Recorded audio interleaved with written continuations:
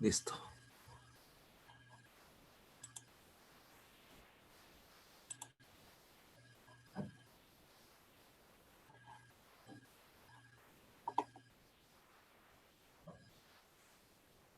Bueno, hoy vamos a ver el tema del movimiento social en Bolivia, movimientos sociales en Bolivia, bueno, sobre todo el 2020. Y tenemos una invitada. Marco, por favor, bueno, yo quiero agradecer que esté aquí presente y me gustaría que Marco hiciera la debida presentación. Muchas gracias. Ok, gracias Roberto. Hola Elisa, hola compañeros. Voy a presentar a Elisa. Es originaria de La Paz, Bolivia, es socióloga por la Universidad Mayor de San Andrés, tiene una maestría en Ciencias Sociales por la Facultad Latinoamericana de Ciencias Sociales, sede en México. Actualmente es doctorante del doctorado en Estudios de Desarrollo, Problemas y Perspectivas Latinoamericanas por el Instituto de Investigaciones José María Luis Mora de México y trabaja los temas de educación, trabajo, cárceles, desigualdad y derechos humanos. Les presento a Elisa, grupo Elisa, y pues muchas gracias por estar por acá. Te doy la palabra, Elisa. Gracias, gracias a todos por invitarme y pues por interesarse por otros países latinoamericanos. Es muy importante, yo creo que desarrollar esa curiosidad, porque sí hay muy poco conocimiento sobre otros países que no sean el nuestro, ¿no? Entonces sí me parece como súper importante que desarrollemos un pensamiento crítico, no solo de nuestro país, de nuestro lugar, sino de otros lugares de nuestra región. Entonces, pues yo muy complacida de que me hayan invitado y pues ahora sí vamos a empezar. No sé si va a entrar más gente, Marco, porque creo que yo, como soy el host, tengo que admitir a todos, pero creo que ya están todos. No, el profesor, así que te Okay. campechanea. Adelante, adelante. Ok, súper, ya. Entonces voy a empezar. Pues como ya me ha presentado Marco, yo soy Elisángela y actualmente yo soy socióloga y actualmente estoy haciendo mi doctorado. Entonces y soy boliviana, entonces les voy a hablar como de un contexto histórico y cómo han evolucionado los movimientos sociales en Bolivia, y voy a poner prioridad a los movimientos indígenas y campesinos, porque en Bolivia son muy trascendentes y muy importantes, ¿no? Entonces voy a hablar un poco más de eso. Vamos a ir desarrollando. Si tienen alguna pregunta, porfa, se la van anotando y luego la hacemos, porque a veces cortan la presentación y es de lo que voy a hablar después. Entonces, para tener como una línea argumental clara, pues les pido eso, pero sí, anótense todas las preguntas que tengan, y si quieren hablar de otra cosa, de alguna duda que tengan de Bolivia, pues igual estoy aquí. Entonces voy a empezar. Sí se ve la presentación, ¿no? Ok, super. Sí. Entonces, voy a tratarles de dar un muy breve contexto del desarrollo político-social de Bolivia, y pues es muy importante hablar sobre que la independencia de Bolivia se dio el 6 de agosto de 1825 a través de las campañas de liberación y de desarrollo de la democracia de Bolívar, Sucre y compañía, ¿no? San Martín en Argentina y demás. En 1879 a 1888 se lleva a cabo la Guerra del Pacífico, una guerra en la que se enfrentó Bolivia con Chile, y después tuvo aliados como Perú, y pues ahí nosotros perdimos nuestra salida al mar, y desde ese entonces existe ese conflicto, ¿no? Que ahora se lo ha evocado mucho por la parte de que Evo quería hacer la reivindicación marítima, hizo el juicio con La Haya, y pues salimos perdiendo igual porque se hizo un tratado, no se hizo un pacto, entonces no se puede romper tan fácil. Luego, en este tiempo se rota la presidencia entre personas de la élite política de ese entonces, que en general pues eran militares, ¿no?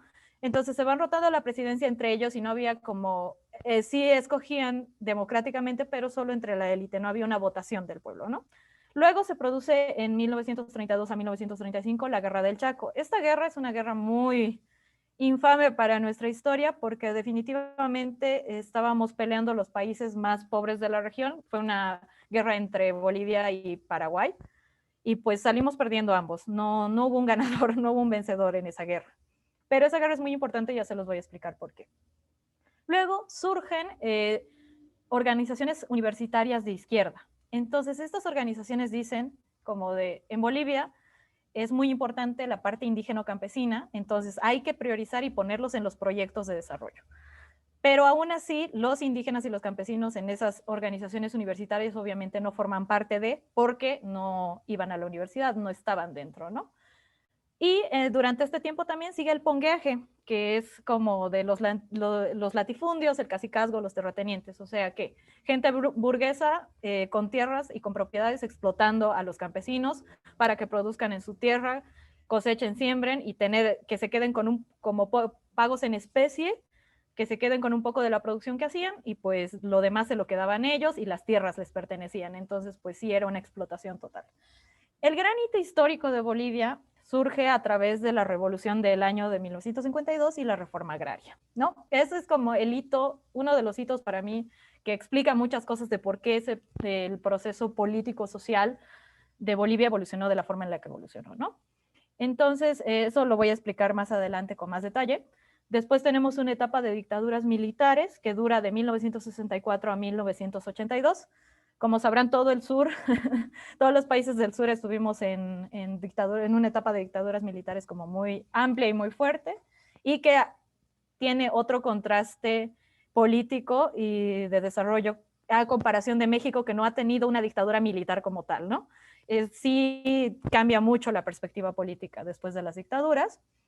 Luego se retorna a la democracia, que dura entre 1983 a 85, que son los años de tránsito, y pues en los 80 se da la entrada del neoliberalismo, y luego, si ampliamos un poco más, pues vamos a la etapa de gobierno del MAS, que eso les voy a hablar después, ¿no? Entonces, voy a hablar ahora sí del hito de la Revolución del 52, que me parece que es sumamente importante, y van a ir viendo por qué. Entonces, existe, bueno, en varios libros y en varios papers que he visto que son más internacionales que nacionales bolivianos, le llaman la Revolución Nacional. En Bolivia no se usa mucho, se usa la Revolución del 52 y pues la reforma agraria, ¿no? Entonces, el movimiento nacionalista revolucionario, que es el MNR, a la cabeza de Víctor Paz Estenssoro, proponen un proyecto modernizador. Entonces, ¿qué implicaba? Que haya una reforma agraria, la tierra es de quien la trabaja, un voto universal, que pueden votar ahora sí mujeres, campesinos, indígenas, y la nacionalización de las minas. ¿Esto qué pasa? Alude directamente a las élites sociales y políticas del país. ¿Por qué?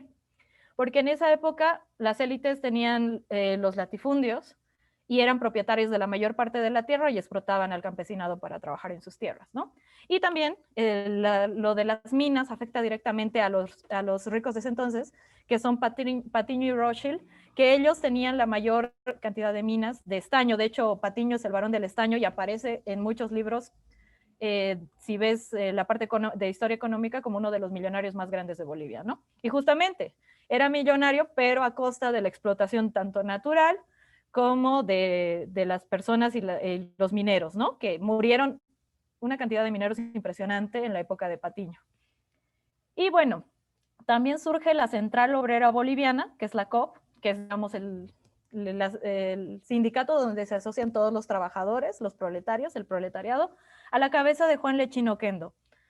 Y el MNR gana esta elección, pero como las élites no querían que gane el MNR e imponga estas reformas, lo que pasa es que las élites se alían con los militares y pues no dejan que asuma Víctor Paz Estenssoro. Entonces se produce una revuelta civil porque se juntan tanto la sociedad urbana, la COP, el MNR, y les dicen a los campesinos, ¿no? Esto les conviene a ustedes, va a haber la reforma agraria, entonces alíense a nosotros y ayúdenos a derrotar a estas élites políticas, ¿no? Entonces, pues todos se unen. Esto dura del 9 al 11 de abril. De hecho, mi abuelo materno estuvo en esta revolución del 52 y él era muy MNRista. Y pues sí, contó en un libro, de hecho, le contó a un libro que después lo pongo en la bibliografía, que pues sí, esto duró y la gente se iba asociando en diferentes lugares. Hubo como 4 puntos de quiebre de esta revolución, que fue como más una revuelta civil, y lograron vencer a las élites militares y políticas sociales de esa época, y pues Paz Estenssoro estuvo en la presidencia del 52 al 56, donde después estuvo Siles Suazo, que también era de la misma línea de Paz Estenssoro, y luego Paz Estenssoro vuelve a la presidencia del 60 al 64, y con esto sí aplican aplican el voto universal, la reforma agraria, la nacionalización de las minas, pero más adelante voy a explicar qué también implicaba para la parte indígena campesina ese proyecto modernizador, ¿no? Pero sí se logra, o sea, y esta revolución no hubiera sido lo que fue si no hubiera tenido el apoyo del campesinado, porque solo la sociedad civil con el MNR y una clase media no lo hubieran logrado. Sí es muy importante aquí el rol y la utilización política que se hace del campesinado para esta revolución, ¿no? Es como van a tener un logro, van a tener mejores condiciones de vida, mejores condiciones de trabajo, pero también hay otros costos, ¿no? Entonces, la etapa de las dictaduras militares, pues fue en todo el Cono Sur, y esta etapa de persecución fue una etapa de persecución política que persiguieron principalmente a los líderes sindicales, los universitarios y a los partidos de izquierda, ¿no? Entonces, por eso hay tanto exiliado y las desapariciones. Las más importantes en Bolivia, bueno, las que más se destacan siempre fueron las de Luis Espinal y Marcelo Quiroga Santa Cruz. Luis Espinal era de los curas de la Teología de la Liberación, que fue a Bolivia y ayudó mucho a muchas situaciones de la formación de izquierda. La verdad es que yo siempre he tenido como un recelo con los curas, pero cuando vine a México y conocí todo lo que hicieron los curas a través de la Teología de la Liberación, sí me sorprende bastante. Y Luis Espinal era de esa línea. Él hizo una huelga de hambre que duró casi 20 días, luego lo agarraron, lo torturaron y apareció muerto cerca del Matadero, o sea, digamos como en el estado de México, como el estado de la Ciudad de La Paz, muy lejos, ¿no? Y Marcelo Quiroga Santa Cruz era el presidente del Partido Socialista de Bolivia.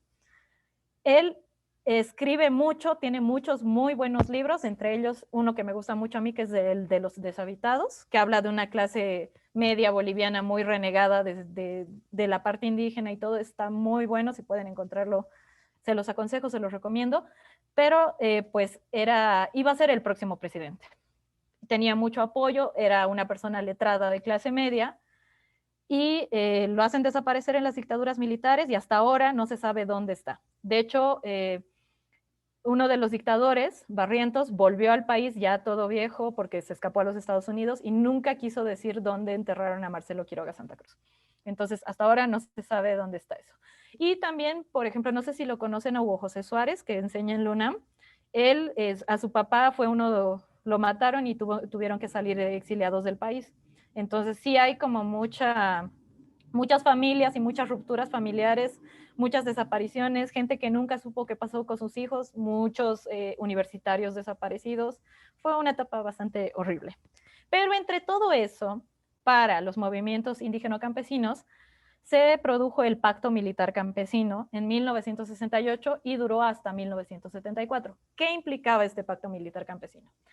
Los militares vieron la importancia que cobró el movimiento campesino indígena en la Revolución del 52. Entonces dijeron como si esto vuelve a pasar, si la sociedad civil se une con el campesinado, nos van a terminar matando. Entonces, nosotros más inteligentemente nos vamos a adelantar. Entonces, lo que pasó fue como que los militares dijeron, miren, vamos a hacer este pacto, lo vamos a firmar. Nosotros no tocamos los derechos obtenidos por el movimiento, o sea, no se toca la reforma agraria, no vamos a molestar a los indígenas y campesinos y ustedes no nos molestan a nosotros, más o menos.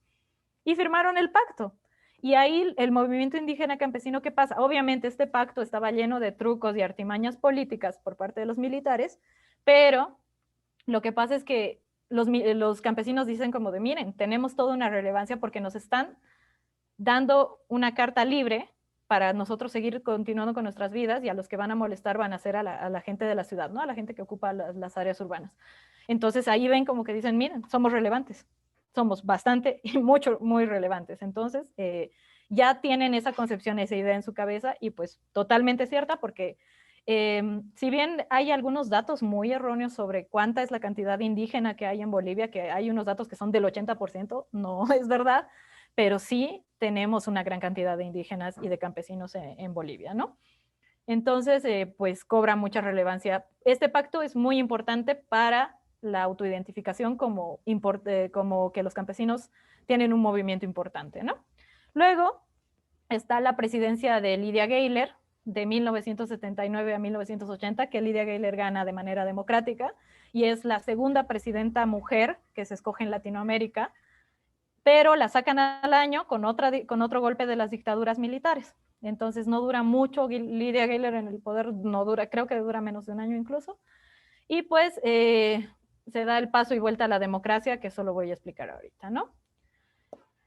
El retorno a la democracia y la entrada del neoliberalismo, que eso ya pasa en los 80s, y pues cómo se logra derrocar estos militares. Va perdiendo fuerza a medida que van pasando, porque pasan como, ¿qué les digo? Como 7 militares a la cabeza de la presidencia o más tal vez. Entonces va debilitándose también el poder de los militares con las dictaduras y van cayendo gobiernos en toda Sudamérica, las dictaduras militares van cayendo, ¿no? Entonces, por medio de una huelga encabezada por la COP, por Juan Lechín Oquendo, que era el líder, se logra acelerar la vuelta a la democracia, porque ya estaban planeando hacer la vuelta a la democracia. Vildoso, que era pues un militar, estaba en el poder, y lo obligan, mediante esta huelga y ya varias medidas de presión, a acelerar esa vuelta a la democracia y llamar a elecciones en 1982.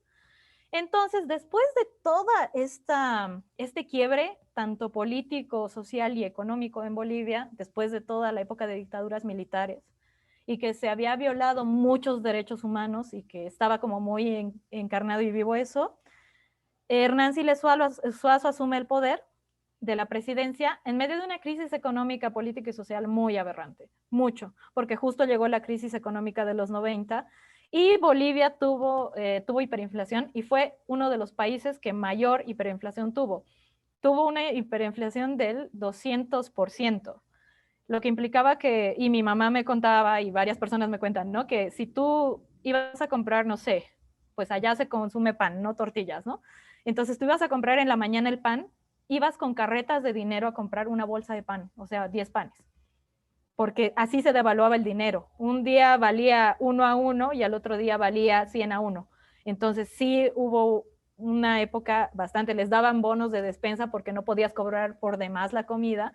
Y de hecho, nosotros en Bolivia tenemos, que eso no pasa aquí en México, que sí me pasó mucho, tenemos una costumbre de comprar todas las cosas por sacos. O sea, tenemos arroz en sacos, azúcar en sacos, harina en sacos en la casa, por justamente todas estas crisis políticas para tener siempre algo que comer. Entonces sí es como muy cultural de Bolivia hacer estas compras. Y también en la época de la hiperinflación, pues es lo que se hacía. O sea, tenías que comprar por sacos porque si no, no tenías para comer el próximo mes, ¿no? Y también durante todo este proceso, como hay una crisis económica tan fuerte, se da la relocalización en 1985. Si quieren saber más de la relocalización, yo les voy a decir ahorita los grandes rasgos, pero si quieren saber más de la relocalización, hay un texto de 1994 de Carlos Soto que desmenuza todo el proceso bastante bien, y del Pacto Militar Campesino también. Entonces, pues ahí está. Igual les voy a pasar la bibliografía si gustan profundizar en algunas cosas. Entonces, la relocalización implica que ya la nacionalización de las minas no existe, se cierran muchas minas porque ya no se puede mantener a través del Estado estas minas, entonces todos esos trabajadores mineros no tienen dónde ir. Entonces empieza una crisis de trabajo muy, muy fuerte porque no tienen dónde ir, entonces el desempleo sube a escalas impensadas y pues empieza con el proceso de capitalizar las empresas. Toda la nacionalización pasa a capitalización, ¿no? Entonces, todas las minas y también yacimientos petrolíferos fiscales bolivianos, que es lo que maneja los hidrocarburos. Luego, las empresas de luz, agua y todo eso se empiezan a capitalizar porque el Estado no puede mantenerlas. Entonces, muchas empresas extranjeras adquieren estas empresas, ¿no? Y, bueno, muchos monopolios extranjeros. Y a partir de eso, en 1985 también, perdón, no sé qué pasó.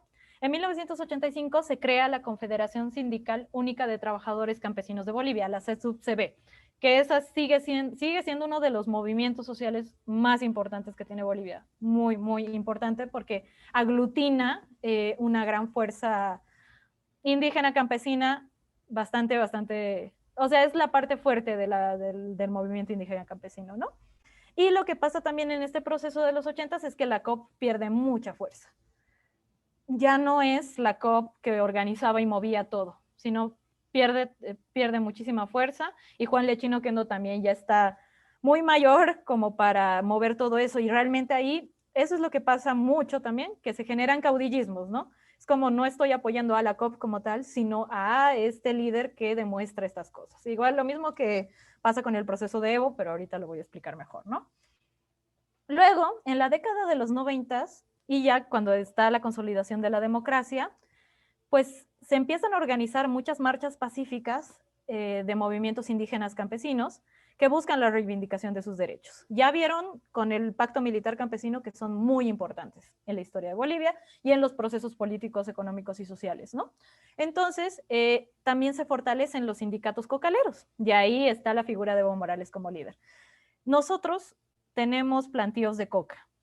Ahora, bueno, el MAS hizo una ley, aprobó una ley donde se puede plantar coca, y pues sí es más rentable que plantar otras cosas, ¿no?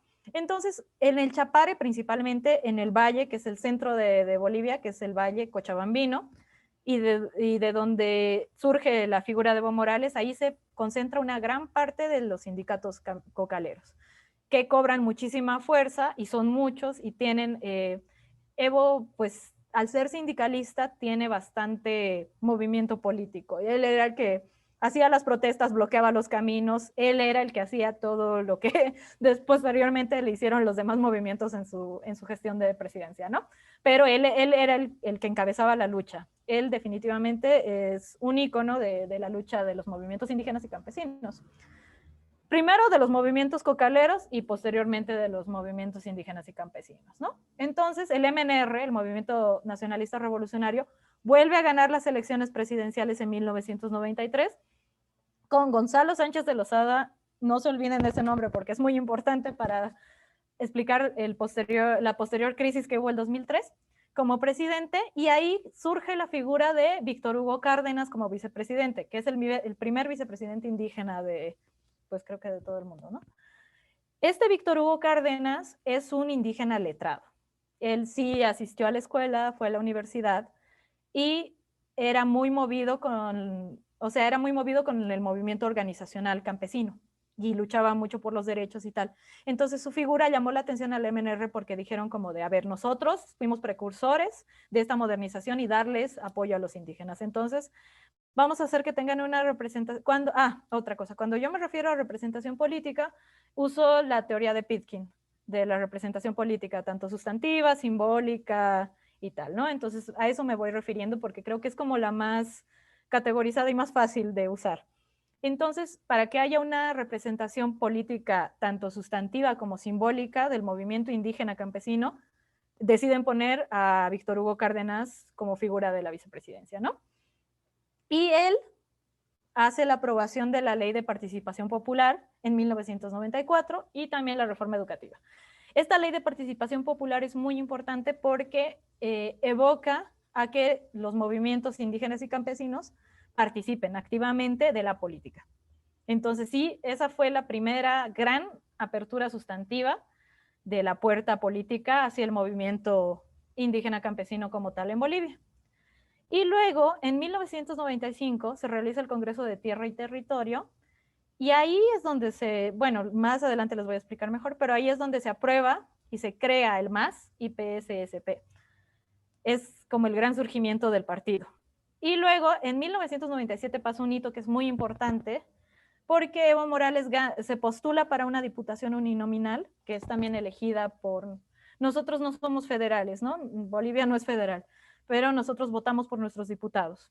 Entonces, Evo se postula por su circunscripción y gana con el 61.78% de la votación, que es muchísimo, ¿no? O sea, arrasa con la votación y se presenta con el Partido de Izquierda Unida, que es un partido de izquierda indigenista, pero se alían con el MAS y logran esta victoria. O sea, ya tenía ahí Evo una alianza con el MAS. Ahora, para hablar como movimiento social como tal, pues, como yo soy socióloga, voy a usar a McAdams y voy a hablar de la estructura de la oportunidad política, justamente para hablar como de cómo fue evolucionando los movimientos, el movimiento indígena campesino en Bolivia, que es el movimiento social más fuerte, pues, cómo fue evolucionando a través de las oportunidades políticas. Entonces, lo que dice McAdam básicamente es, ¿no? Como crea 4 categorías y dice, ¿no? Primero hay que ver el grado de apertura relativa del sistema político institucionalizado. Ya tenemos la Ley de Participación Popular en 1994. Después, la estabilidad o inestabilidad de las alienaciones entre élites, ejercen gran influencia en el ámbito de lo político, como los partidos, por ejemplo, el MNR, ve hacer una alianza directa con un indígena en la vicepresidencia para conseguir más votación y para conseguir los votos de los indígenas. Entonces, ese, por ejemplo, es un ejemplo de alianza, ¿no? ¿Y qué tan estable puede ser esa alianza? ¿Puede ser solo para esa elección o puede ser para toda la carrera política? Luego, la presencia o ausencia de aliados entre las élites. Ya había muchos coqueteos entre líderes de los movimientos indígeno-campesinos y de los partidos políticos, ¿no? Y la capacidad del Estado y su propensión a la represión, que eso lo vamos a hablar después. Entonces, dice que McAdam dice que hay ciclos de protesta y oportunidad política, y estas oportunidades políticas se ven a través del contexto internacional, y la estructura de la oportunidad política es la variable independiente de todo este sistema que estamos hablando. Entonces, ¿qué pasa? Que la oportunidad política como tal es independiente. Está ahí la estructura de oportunidad política, pero la variable dependiente ya sería la oportunidad política de determinado movimiento en determinado contexto histórico y en determinado lugar, ¿no? Ahí sí parte mucho de que cada contexto social, político y geográfico es muy importante para determinar las oportunidades políticas que va a tener cada movimiento. Y para el caso del movimiento indígena campesino de Bolivia, pues la teoría de análisis más adecuada que yo he visto en todas las teorías de análisis que pueda haber de movimientos sociales, según lo planteado por McAdam, es la estructura de oportunidad política como variable independiente, ¿no? Puesto que las oportunidades políticas catalizan la acción política, pero los movimientos también consiguen ampliar su espectro de oportunidades. Eso fue lo que fue pasando a lo largo de todo el desarrollo y toda la estructuración de esta oportunidad política de los movimientos sociales indígenas y campesinos en Bolivia. O sea, sí ha pasado como una serie de procesos para que llegue a donde está, ¿no? Entonces tampoco ha sido como una cosa mágica y que de un día para otro ha surgido. Entonces, ahora sí, voy a hablarles un poco más mezclando con teoría. Y bueno, los movimientos sociales en Bolivia, el poder político y el uso de los movimientos sociales, ¿no? En el caso de la estructura de oportunidad política, que es la teoría que estamos empleando, se manifiesta que a través del análisis de la teoría se necesita no solo ver el movimiento, sino más bien conocer a las élites políticas, que serán los aliados de los movimientos sociales, y también observar cómo el poder político utilizará su alianza con los movimientos sociales para lograr fines u objetivos propios, pero mediante los mecanismos del movimiento, ¿no? Esto lo dice Ibarra, y es muy importante en el caso de los movimientos sociales en Bolivia, porque en muchas oportunidades, como por ejemplo en la Revolución de 52, que ya les he hablado, el movimiento social indígena campesino fue utilizado aludiendo a que ellos iban a obtener derechos sobre la tierra, que sí es cierto, pero fueron utilizados para lograr la revolución y lograr que el MNR esté en el poder, ¿no? Entonces, pues ahí se ve como un uso de la élite política, bueno, un uso más bien del movimiento indígena de la élite política de ese entonces, ¿no? Y pues en el caso boliviano, tanto la Central Obrera Boliviana, la COP, como el partido del MNR, lograron que el movimiento indígena campesino participe en las movilizaciones de la Revolución del 52 y que Paz Estenssoro logre, ¿no? Quedarse en el poder. Y también que la COP tenga la relevancia que tuvo, porque sin el respaldo del movimiento indígena, pues no hubiera tenido tanta relevancia la COP también. Entonces, de aquí que yo planteo estas preguntas, que sería cómo son las relaciones que se dan entre las esferas políticas, que son las élites, y los movimientos sociales, y qué logros generan los propios movimientos sociales y cómo estos influyen en el cambio político. Esta segunda me parece como la más importante, pero sin esta primera, sin estas relaciones entre las esferas políticas y las élites y los movimientos sociales, no se podría visibilizar la importancia de los movimientos indígeno-campesinos de Bolivia, ¿no? y en la influencia en la política y a lo que llegamos ahora, ¿no? Que es el partido en turno de gobierno. Entonces, yo voy a dividir esto en tiempos, en 3 tiempos, y voy a dividirlo en oportunidades políticas, que creo que lo divido en 5 oportunidades políticas para que se tenga clara cómo yo planteo la división y lo que yo he visto de importante, ¿no? Y cómo se ha ido moviendo esto. Entonces, en el tiempo 1 tenemos la pre y durante la Revolución del 52, que esto es previa a la Revolución del 52, los indios, como se los denomina y se los denominaba, lamentablemente se los sigue denominando así, no eran sujetos de derecho porque no tenían propiedades y tampoco civiles, ¿no? O sea, no podían votar ni podían tener propiedades. Lo único que podían hacer era trabajar. Entonces, el MNR promueve un programa modernizador de desarrollo, en el cual se incluye la reforma agraria, el voto universal, que ya hemos hablado, ¿no? Y no, el voto universal no solo, en esa época todavía no votaban las mujeres, a partir del 52 ya votan las mujeres, indígenas y el campesinado, ¿no? Entonces, estas élites conservadoras que se reunieron con los militares, que es lo que les decía antes, para impedir que Paz Estenssoro tome la presidencia, y pues se produce la revolución de estos 4 días, la revuelta dura 4 días, muere mucha gente, mueren civiles y todo, pero pues los militares sacan todo el poder, y de hecho, o sea, hay como historias y anécdotas en el libro de Mario Murillo, La bala no mata sino el destino. Él es el que habló con mi abuelo y él cobró relatorías de de gente que estuvo en la revolución durante esos 4 días. Entonces él tiene anécdotas como muy interesantes en su libro sobre estos 4 días de revuelta y cómo obtenían las armas, cómo lograron hacerle frente a los militares siendo civiles, no teniendo una preparación, ¿no? Entonces sí es bastante interesante ese libro, pues si pueden checarlo igual está bastante bueno. Entonces ahí yo digo que fue la primera oportunidad política porque el hecho de que los indígenas y campesinos apoyen y se levanten en la revolución civil los hace formar parte de la ciudadanía, manteniendo su identidad como grupo, y eso es parte de la oportunidad política. Y pues la Central Obrera y el MNR se unen a la revolución e invitan a los indígenas campesinos a unirse a la lucha. Entonces ya se los está tomando en cuenta. Obviamente fue una toma en cuenta muy instrumental, fue como de no vamos a poder contra todos los militares, necesitamos más gente. ¿A quiénes llamamos? Pues a los campesinos les conviene todas las reformas que estamos planteando, venga, llamémoslos a ellos. Por mucho que haya sido muy instrumental, sí lograron algo y sí lograron formar parte, lograron hacer una comunión con la sociedad civil urbana y con la sociedad indígena campesina, ¿no? Entonces sí, se da una subordinación del movimiento indígena campesino a los intereses obreros y los intereses del MNR, pero ya se ve su valía, que son muchos que se saben organizar y que van a luchar.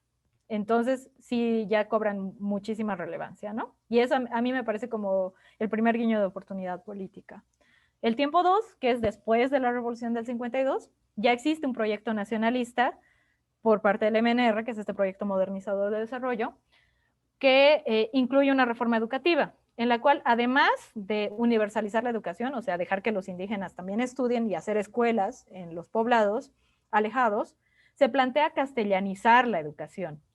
Es decir, no enseñar ya en lenguas nativas, sino enseñar en castellano, para que todos en Bolivia aprendan en español, pues en castellano, ignorando que la mayor parte de la población indígena ya hablaba en quechua, en aymara, en guaraní, principalmente. Tenemos 36 etnias allá también, entonces pues se hablan distintos idiomas, pero los principales son esos 3, ¿no? Y construir un nacionalismo por medio de la escuela. Y esta construcción de este nacionalismo pues atenta contra uno de los principios de oportunidad política, que es la identidad del movimiento indígena campesino. No mantener tu identidad, sino más bien mimetizarte con la clase media, con la clase urbana más que todo, ¿no? Entonces, también otro aspecto negativo de esta revolución, bueno, después de la revolución, que recién se ve después de la revolución, es que la reforma agraria como tal no hubo un beneficio igualitario a la hora de reparto de las tierras, ¿no? Entonces también se crearon élites campesinas. Hubo campesinos que obtuvieron más tierras que otros, incluso hay también bastantes libros que te dicen que los dueños de las tierras fingían que sí habían cedido sus tierras, pero en realidad no lo habían hecho y seguían haciendo lo mismo que hacían, hacer trabajar a los campesinos, darles un poco de ese trabajo y luego ellos quedarse con la mayoría. Entonces no fue tan sustantivo como tal. O sea, en esencia sí lo fue, porque realmente no estaba planteada una reforma agraria, pero pues sí también no se cuidó estos aspectos, ¿no? Porque se crearon élites campesinas y también siguieron algunas élites latifundistas. Y esto generó que el movimiento campesino no apoya tanto al MNR. Y por eso también se produce el pacto militar campesino. Porque los campesinos dicen como de, pues, ellos no cumplieron con todo lo pactado de la reforma agraria, pues entonces nosotros ya no los apoyamos. Entonces también por eso los campesinos hacen el pacto militar campesino. Entonces ahí está la segunda oportunidad política, que es para mí una de las más fuertes, que es la realización del pacto militar campesino. Los militares ven la fortaleza del movimiento indígena campesino y la importancia de estar en buenas relaciones con ellos, entonces prometen continuar y mejorar la reforma agraria. Ellos les dicen, sí, ya no van a haber élites campesinas como tal, que manejen más tierras que ustedes, les vamos a dar más más repartición igualitaria a todos y tal, ¿no? Y también esto provoca que la sociedad civil los vea como traidores a los del movimiento indígena campesino y digan como de, claro, se están aliando con la gente que nos está matando, ¿no? Entonces, pues sí se produce ya había mucho racismo y clasismo, no vamos a negarlo, pero pues se produce más rechazo todavía hacia los indígenas campesinos. Y si bien el pacto militar campesino no resultó como se esperaba, porque prometieron muchas cosas, también pues provocó posteriores acontecimientos de la importancia que tuvieron trascendencia en la importancia del movimiento social indígena campesino como tal. Entonces, en esta etapa se tiene dos aspectos muy importantes que marcan la pérdida de poder e influencia del movimiento obrero en Bolivia, que era uno de los movimientos, bueno, yo creo que si vemos como la historia de movimientos sociales, pues siempre el movimiento obrero ha sido el movimiento social por excelencia en todo el mundo, ¿no? El que ha causado muchos cambios estructurales, tanto políticos, sociales y económicos. Pero también en Bolivia pierde mucha fuerza, entonces eso hace que se potencien otros movimientos como el movimiento indígena campesino, ¿no? Entonces, pues con la época de las dictaduras militares, que dura desde el 64 al 82, pues la persecución política de estos líderes de movimientos obreros es un objetivo muy claro y es una situación que logra desarticular la clase obrera. Hay un libro de Álvaro García Linera que se llama Reproletarización, que habla sobre justamente la pérdida de identidad de los obreros en Bolivia y del proletariado.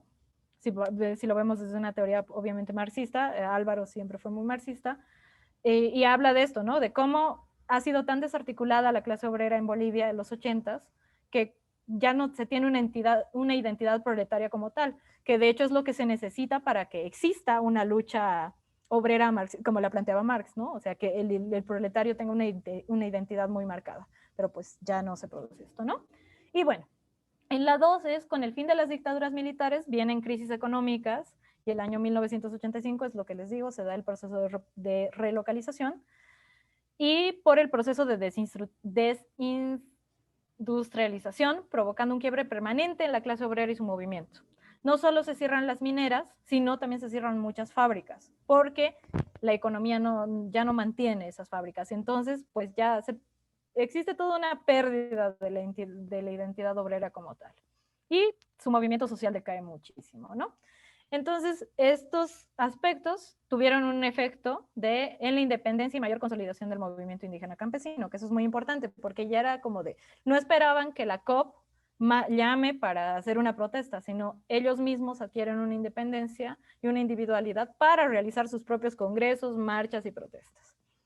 Entonces ya no están a merced de los intereses de la COP y de los obreros, sino más bien ellos, ahora su interés es generar mecanismos para conseguir un ingreso a las esferas políticas y lograr cambios estructurales que los beneficien a ellos, que sean como representaciones sustantivas políticas, ¿no? O sea, que sí haya una verdadera persona que luche por sus intereses y no una persona de clase media intelectual que finja luchar por los intereses de la clase, de los indígenas y campesinos. Entonces ahí está el tiempo 3, que son la década del 1990 al 2000, ¿no? Y ahí ya cae la COP, sigue habiendo COP en Bolivia, pero ya su influencia no está tan fuerte y consolidada. Luego hay el surgimiento, crecimiento y consolidación de movimientos sociales indígenas y campesinos que están en búsqueda de su reivindicación, ¿no? Decir que incluso el 92 se cumple 500 años de la invasión colonizadora y eso hace que se incentive más ya no un espíritu nacionalizador de que somos bolivianos y más bien un espíritu identitario de que somos indígenas, ¿no? Entonces eso es importante para que luego ellos hagan sus propios movimientos sociales que ¿no? implican como la CESUCB, que es el más grande, tienen otros, hacen sus sindicatos y todo, pero ya en pro de búsqueda de sus derechos y de sus reivindicaciones. Entonces, ahí, el 1995, que les decía que se hizo un congreso, es donde surge la idea de la creación de un instrumento político. Este instrumento político, ¿qué querían que permita? ¿No? La participación en la democracia representativa. La gestión en las instituciones que supuestamente los manejaban a ellos o les manejaban desembolsos, pero en realidad pues no tenían ni idea de lo que ellos necesitaban. Y también la lucha por el poder político. Y ahí ya se empieza a pensar, el movimiento social indígena campesino como tal empieza a pensar en poner, somos muchos, somos la mayoría del país, entonces ¿por qué no tenemos un líder que nos represente? ¿No? Una representación simbólica y sustantiva. Entonces ahí está la tercera oportunidad política, ¿no? Que es que primero el mismo movimiento crea un instrumento para abrirse las puertas a la esfera política, que es la creación del partido del movimiento al socialismo, y los partidos políticos de izquierda influyen en la construcción de este instrumento para fortalecer las próximas postulaciones presidenciales. Aquí yo hice como, no para ahora, pero sí para un paper, hice como toda una estructura de qué pasó con los partidos de izquierda en Bolivia, y pues con las dictaduras y las persecuciones igual perdieron mucha fuerza, pero siempre estuvieron presentes. Y estos partidos dicen como de no, ahorita tenemos que apoyar a tal movimiento para que se consoliden nuestros proyectos como partidos de izquierda, ¿no? Entonces van incentivando a los líderes indígenas y campesinos para que logren armar un partido sólido, ¿no? Que realmente les represente y que logre tumbar a los partidos del sistema político clásico boliviano, que después hay una crisis del sistema de partidos el 2003, que es bastante interesante y que les voy a contar. Entonces, una facción del movimiento estaba a favor de la creación de este instrumento político y otra estaba a favor de la creación de la Asamblea de Pueblos Originarios. Pero esto es muy raro porque las dos ideas no eran excluyentes, pero esto dividió las decisiones y ya no se hizo nada en ese momento preciso. O sea, fue como de yo quiero crear esta asamblea y yo estoy a favor de que se cree el instrumento político, pero esto dividió a las facciones. Entonces, ese es un problema general que pasa en los movimientos sociales, ¿no? Que siempre se tienen que tomar decisiones y estas decisiones fraccionan al movimiento. Entonces, pues en esa etapa pasó eso. Entonces, en 1995, que se realiza el Congreso de Tierra y Territorio, ya se tenía pensada esta idea de crear el instrumento político y pues en ese congreso aprovechan para aprobar esta tesis entre todos y ya dar la creación de este instrumento político que es IP, y si se preguntan por qué la sigla del MAS lleva el IP es por instrumento político. Entonces se gesta el MAS IPSP como un mecanismo para que los grupos indígenas y campesinos logren una representación tanto formalizada, descriptiva, simbólica y sustantiva, en términos de Pitkin, ¿no?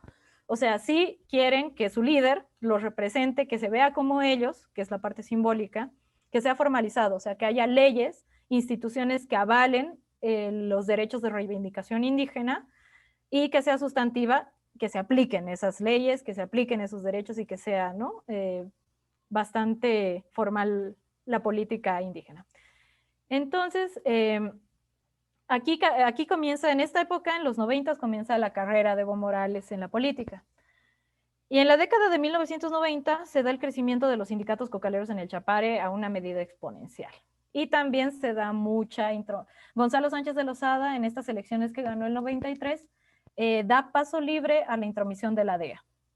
como pasó aquí más o menos con ¿qué es el Tratado de Mérida? El que hizo que la DEA venga y esté presente y que exponenció mucho el narcotráfico, pues algo así más o menos. Entonces en la década de los 90 crecen tanto estos sindicatos y la producción de coca en sí a la par, que pues hay mucha intromisión de la DEA y mucha intromisión gringa, efectivamente. Y entonces esto hace que cobren mucha fuerza para la representación política sustantiva. Entonces surgen líderes sindicales como Evo Morales, que tiene mucho poder de convocatoria y organización, y además aprovecha la bandera ya no solo de defender los intereses de los cocaleros, sino también defender la reivindicación de los derechos indígenas y campesinos. Ya no solo son cocaleros, porque dice, o sea, obviamente pensando políticamente es como de no solo voy a defender a los cocaleros porque no, así no hay cocaleros en todo el país y no voy a ganar. ¿Qué hay en todo el país? Indígenas y campesinos. Entonces yo me adscribo como parte de ese grupo y como tal voy a ir en pro de la reivindicación de estos derechos, ¿no? Ya no solo de los derechos de los cocaleros o de los intereses de los cocaleros. Entonces, la cuarta oportunidad política, que es muy clara, surge cuando Evo Morales se postula a una diputación por parte de la Izquierda Unida, que se alía con el MAS y gana por el 61,8% de los votos. Es una votación impensablemente alta, ¿no? Pero eso es en su circunscripción, que es donde está, ¿no? Es donde están los cocaleros. Entonces, posterior a el que gana esta diputación, ya Evo Morales toma la cabeza del MAS para las elecciones en vista de las elecciones presidenciales del 2001, ¿no? Ahí pasa un hecho curioso, histórico, es que Banzer fue uno de los últimos dictadores militares, pero se supone que es el que defendió las cosas, pero estaba súper aliado con Pinochet, luego salió del Plan Cóndor y todas las cosas. Pero bueno, este hombre, Banzer, se presenta a las elecciones ya democráticas representativas el 97 y las gana. O sea, ganó democráticamente un exdictador. Y eso que nosotros teníamos exdictadores en la cárcel por haber cometido hechos de lesa humanidad, ¿no? Pero él no, ganó las elecciones. Pero pasó que el 99 ya se puso mal, tenía cáncer. Su vicepresidente es Jorge Quiroga, que se presentó a las elecciones ahora y desistió último momento. Él se quedó a cargo de la presidencia, pero tuvo que llamar a elecciones anticipadas. Entonces el MAS, en vista de esto, se prepara con eso y dice, no, ya no, la Izquierda Unida ya no concentra la mayor cantidad de apoyo, entonces vamos a agarrar y nos vamos a ir con el MAS. Y pues inesperadamente en las elecciones del 2001, el MAS logra el segundo lugar en las votaciones. Pierde contra el MNR, otra vez volvemos al MNR, y Sánchez de Lozada, que tenía como vicepresidente a Carlos Mesa, que actualmente era el que era el que sacó el segundo lugar en las elecciones de este año, ¿no? Y pues Sánchez de Lozada, y ahora sí viene lo que decía Ibarra también y lo que decía Macadam con lo de la oportunidad política, ¿qué poder de represión tiene el gobierno? Pues entonces Sánchez de Lozada dice, no, los movimientos sociales indígenas campesinos están cobrando muchísimo poder. El MAS ya se está formando mucho, sacaron el segundo lugar en las elecciones, por lo cual aplicó diversos mecanismos para tratar de mermar el poder y la presencia de los movimientos sociales, lo que produce malestar social y produce muchas protestas. Y pues la posterior vida del país, que ahorita es como otro de los hitos muy importantes, pero lo que hizo esto, en vez de mermar el poder de los movimientos sociales indígenas y campesinos, los potenció, porque todos decían como de, claro, ¿por qué no los dejan entrar si ellos están representando una gran parte de la población? Entonces eso hizo que la sociedad empiece a tener convulsión y a diferencia de México, en Bolivia nuestro nivel de protesta es muy... Yo soy de La Paz, soy de la sede de gobierno y es pues donde se va a protestar para lograr y conseguir cosas, ¿no? Entonces nosotros sí tenemos muchos mecanismos de protesta que no son tan reprimidos por el Estado. Ha habido en ocasiones que sí, pero en general sí somos muy protestadores y se nos deja protestar porque es un derecho constitucional, ¿no? En cambio aquí yo veo que el Estado es muy represor, mucho. Y pues se ve eso tenemos hitos en México como lo del 68, lo del 72, o sea, tenemos muchos hitos históricos que lo prueban. El nivel de represión del Estado es bastante alto. Y bueno, ahora con las protestas feministas se ve un nivel de represión del Estado que no se vería en Bolivia, ¿no? Entonces, lo puse en rojo porque es muy importante. La guerra del gas del 2003. La crisis económica del 2001 empieza a golpear a los, bueno, sabrán de la crisis económica del 2001 que pegó directamente a Argentina primero, y pues luego empieza a golpear a los países que están alrededor. Entonces comienza a afectar así ya duramente a Bolivia el 2003. Entonces Sánchez de Lozada, estando a la presidencia, decide quitar los subsidios y las subvenciones a los hidrocarburos. Nosotros tenemos muy subvencionados tanto la gasolina como el gas. Y pues esto lo hace a través de un decreto, que es el gasolinazo, y se da la denominada guerra del gas, ¿no? Esto implica que si tú subes el precio de la gasolina, el transporte sube todo, sube la comida, sube todo lo que te puedes imaginar, material, hasta material de construcción, todo. Entonces, la gente tampoco es como que el salario básico es más alto que en Bolivia que acá, pero no es tan alto como para que puedas subsidiar una canasta básica para tu familia. Y no, pues la combustión social, yo me acuerdo eso, yo estaba en la escuela, como creo que es la secundaria aquí, y pues no fuimos a clases durante un mes, no se podía salir, la gente se disparaba en las calles, o sea, sí estaba bastante feo, había escasez de comida, estaba muy, muy feo.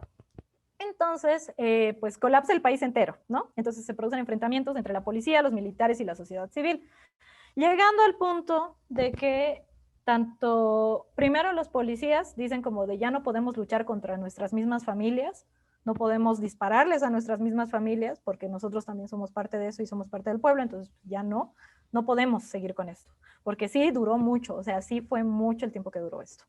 Y pues Sánchez de Lozada termina colapsando la revolución a través de una protesta que se hace en la ciudad del Alto, donde está el aeropuerto, que está cerca de La Paz, y la gente empieza a protestar, eso convulsiona todo, y pues Sánchez de Lozada huye del país en un helicóptero, que primero se va a Santa Cruz y luego se va a Estados Unidos, y Carlos Mesa asume la presidencia, que era el segundo al mando, ¿no? Y deroga la ley del gasolinazo porque no había otra forma de bajar los ánimos y la combustión social.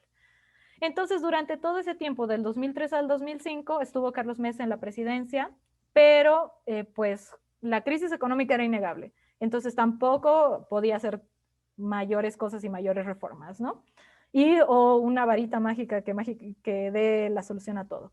Entonces, Mesa renuncia el 2005 y esto da paso a que primero, luego de Mesa, asume el presidente del Senado, luego asume el presidente de la Cámara de Diputados y luego asume el presidente del Poder Judicial, que es Rodríguez Belcé, que él ya automáticamente entra al poder y llama a elecciones, ¿no? Porque ya no se podía mantener tan inestable el mando. Entonces aquí surge la quinta oportunidad política clara, ¿no? Que durante la guerra del gas, los movimientos sociales se organizan justamente para hacer las movilizaciones y protestas, ¿no? Y siguen teniendo mucha relevancia y siguen teniendo mucho nivel de convocatoria y de organización. Entonces, el MAS, habiendo salido segundo en la elección, tiene participación en la Cámara de Senadores y Diputados. Y pues aprovecha para hacer alianzas y fortalecer sus lazos con la élite política, porque ya todos los partidos habían perdido la confianza. Todos los partidos clásicos del sistema de partidos, el MNR, el MIR, el ADN y todos esos, ya no tenían valía porque era como fallaron enormemente, ¿no? Entonces, los del MAS empiezan a hacer alianzas estratégicas. Del 2003 al 2005, los miembros políticos del MAS adquieren mayor relevancia política. ¿Por qué? Porque son los que se movilizan, los que empiezan a criticar la gestión de Gonzalo Sánchez de Lozada, la gestión de Mesa, están siempre en los medios, siempre se dejan entrevistar y empiezan a hablar y tal. Entonces, sí se empieza a visibilizar muchísimo al MAS, ¿no? Y pues los movimientos sociales indígenas y campesinos brindan todo el apoyo para que en las próximas elecciones presidenciales Evo asuma la presidencia. Entonces, el 2005, la dupla de Evo Morales y Álvaro García Linera con el MAS gana las elecciones con el 53.74% de la votación, que igual es una votación muy alta, ¿no? Como cuando ganó AMLO. Pero ¿esto qué implica? Los del MAS se dieron cuenta de que, bueno, les hablo un poquito sobre esta estructura del MAS. Los del MAS, si bien estaban muy organizados y tenían mucho nivel de convocatoria, no tenían la experiencia política como tal. Entonces empiezan a jalar a su partido a gente de clase media intelectual. Álvaro García Linera, si bien estaba en la cárcel por terrorismo, porque estaba metido en los movimientos de izquierda de los 70s y tal, siempre fue un intelectual de izquierda, ¿no? Ahorita, por ejemplo, todo el movimiento de la base sólida del MAS, no la base votante, sino la base del partido, es una mezcla entre líderes campesinos, indígenas, que siguieron la trayectoria del MAS, y gente intelectual de clase media. Esto al principio no fue bueno, porque colapsó un poco y partía las decisiones del MAS. Entonces, después ya se fueron acomodando las cosas y ahora, por ejemplo, Luis Arce, el que ganó las elecciones ahora, y también David Choquehuanca, son de esta clase media intelectual. Bueno, David Choquehuanca sí tiene una parte más indígena, pero Luis Arce es totalmente clase mediero, intelectual, estudió en Estados Unidos los posgrados y tal. Entonces, y ganó. Entonces ahí se rompió una cosa que es como el caudillismo que yo veía en Evo Morales, ¿no? Porque cuando Evo Morales perdió el referéndum en el 2016 de repostulación, los movimientos sociales hicieron asamblea y dijeron, si Evo Morales no se postula, nosotros no vamos a votar por el MAS. Entonces ahí se genera un caudillismo, era como de no votaban por el proyecto de cambio del MAS, planteado por el MAS, sino por la figura de Evo Morales. Pero ahora con todo el proceso que pasó el año pasado, que estuvo muy horrible, y en la actualidad, el MAS sigue siendo el partido que tiene un programa. Lamentablemente no tiene una oposición como tal, porque siempre es bueno que el partido de gobierno tenga una oposición. Su oposición está muy fragmentada.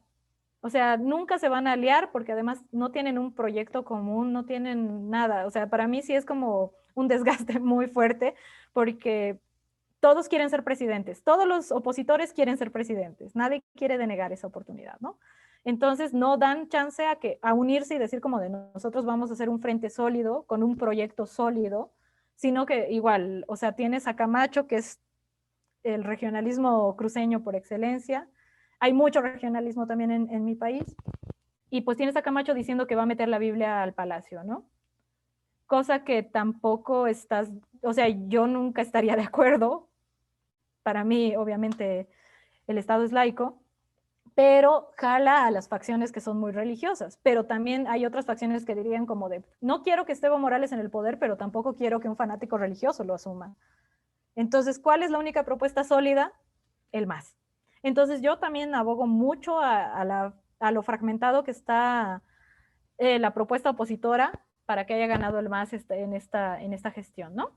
Y ya, bueno, para finalizar con la exposición, pues mis conclusiones al respecto de todo lo que les he contado ahora es que en el caso de los movimientos sociales indígenas y campesinos en Bolivia, las oportunidades políticas se tuvieron para su consolidación y fortalecimiento. Tienen dos factores sumamente importantes: su nivel organizativo y su poder de convocatoria.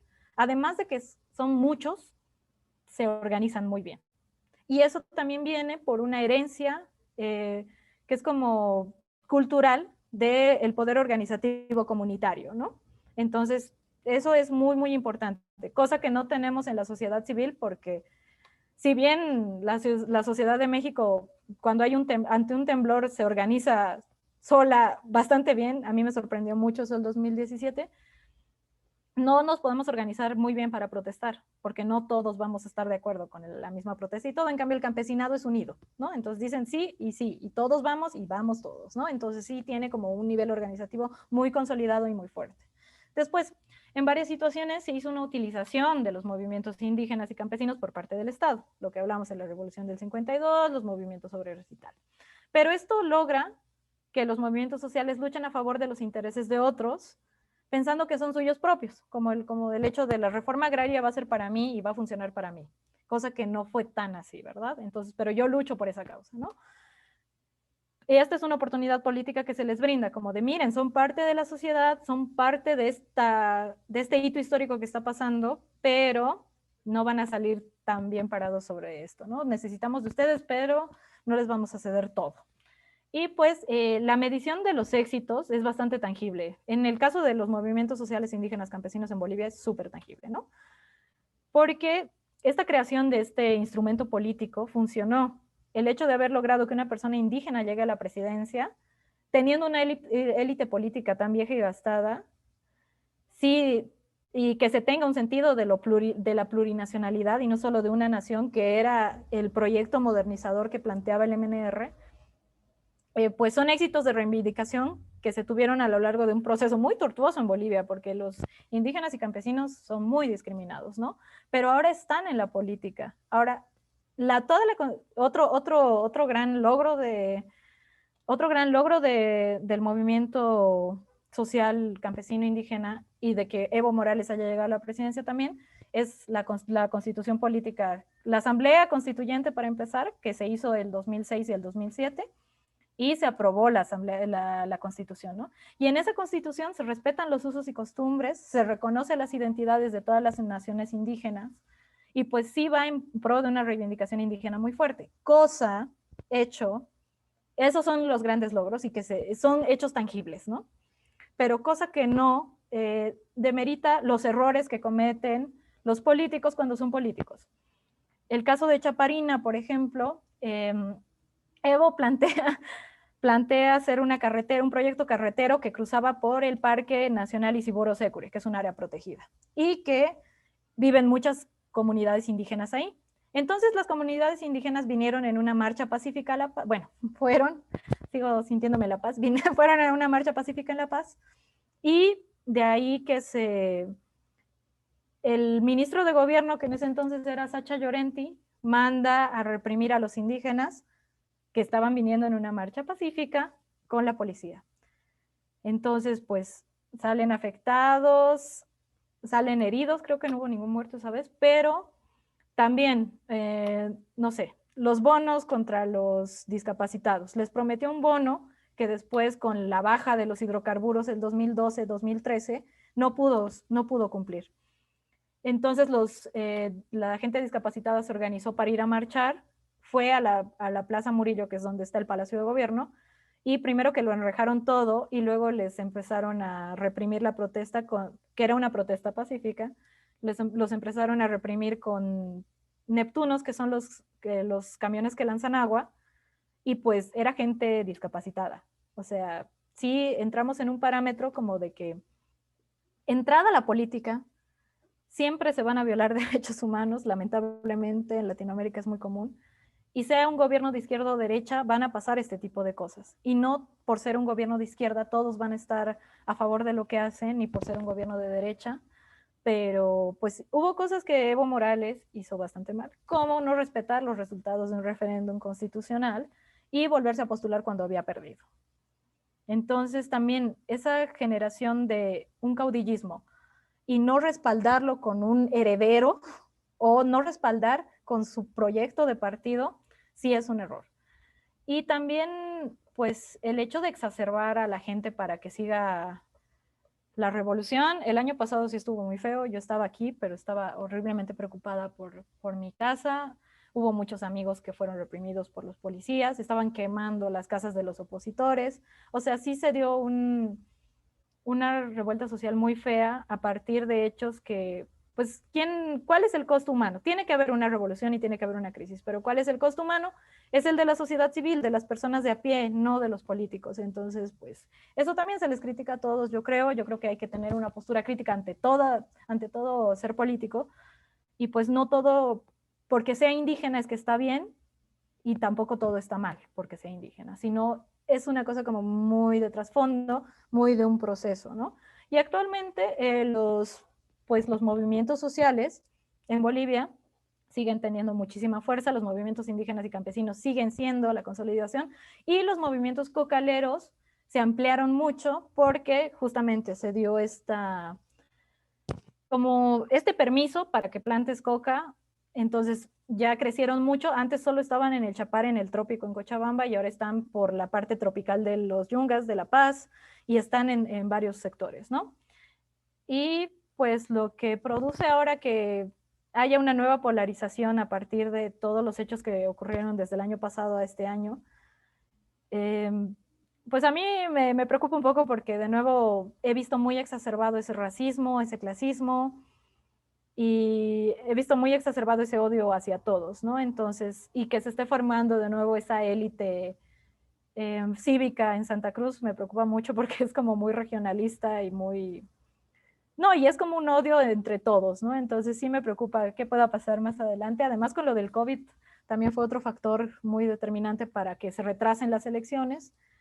Pero pues bueno, espero que todo salga bien a partir de que se lleven de manera pacífica y coherente las cosas en la política también. O sea, ya ganó el MAS, está bien, que haga lo que tiene que hacer, las reformas que tiene que hacer, y que ponga gente capaz en los cargos para poder asumir esta crisis económica, política y social que se va a venir después del COVID, ¿no? Entonces, pues eso sería. Si tienen alguna duda, ahora sí estoy para atenderles.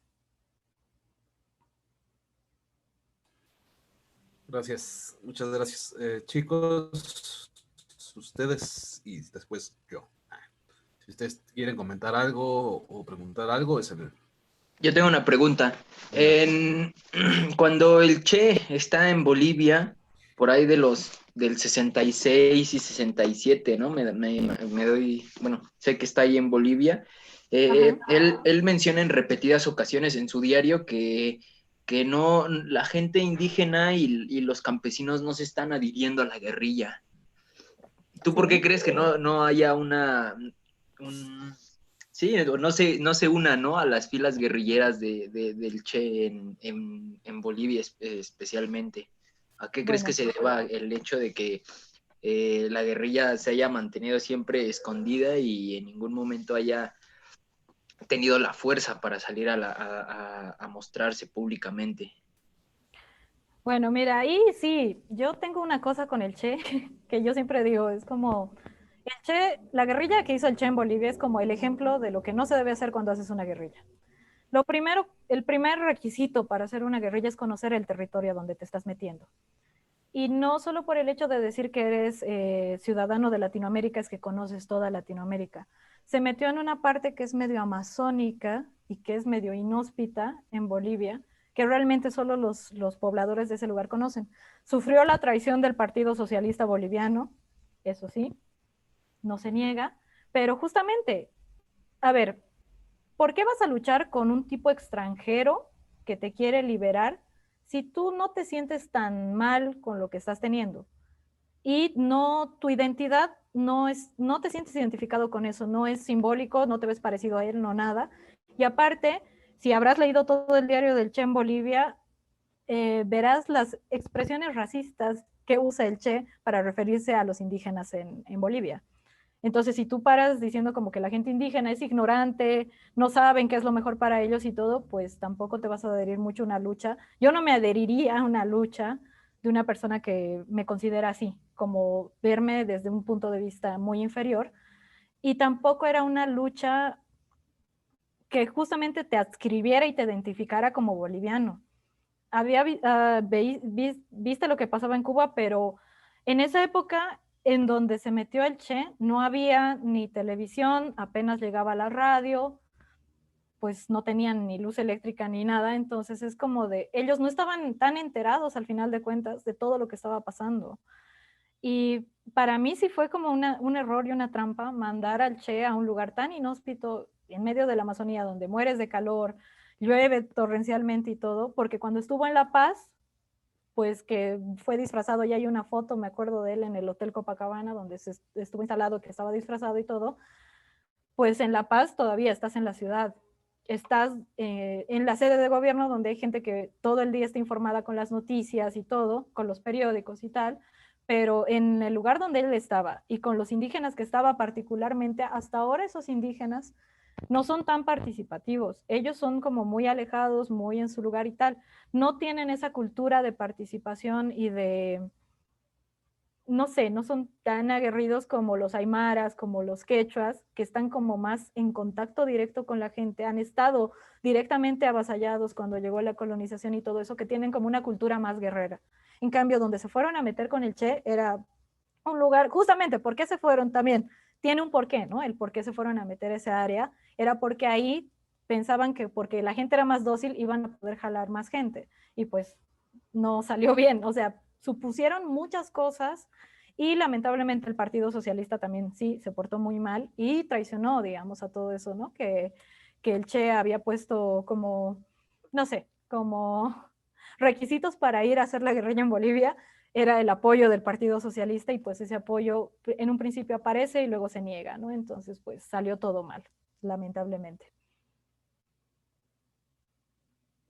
Sí, claro, eso que dices que tiene connotaciones bien racistas, la neta es que sí, sí, a veces sí se mamó el Che en eso. Bueno, va, gracias. Claro. Bueno, no deja de haber ortodoxia finalmente, ¿no? En esta etapa, y sobre todo en la etapa del Che. Claro. Hay que entender también ese contexto. Y precisamente es el fracaso del foquismo, ¿no? El llamado foquismo, que después muchos movimientos guerrilleros tienen que cambiar esa estrategia porque se ve que el foquismo tiene sus limitaciones, ¿no? Como se vio en Bolivia, como se vio en Bolivia. Y, ¿quién más? ¿Alguien más, muchachos? Si no, yo. Bueno, mientras yo. Eh, Ahí también en Bolivia los movimientos y por la región, también hay regiones que ciertos actores políticos, en donde ciertos actores políticos tienen mayor fuerza, pero incluso hablo también de las oligarquías y se habla incluso se ha llegado a hablar de una balcanización, ¿no? De una balcanización. Me gustaría que me hablaras un poquito de eso, de qué estamos hablando, para que entendieran los chicos, ¿por qué luego se habla de balcanización cuando hay este tipo de conflictos entre un sector y otro y se amenaza con eso?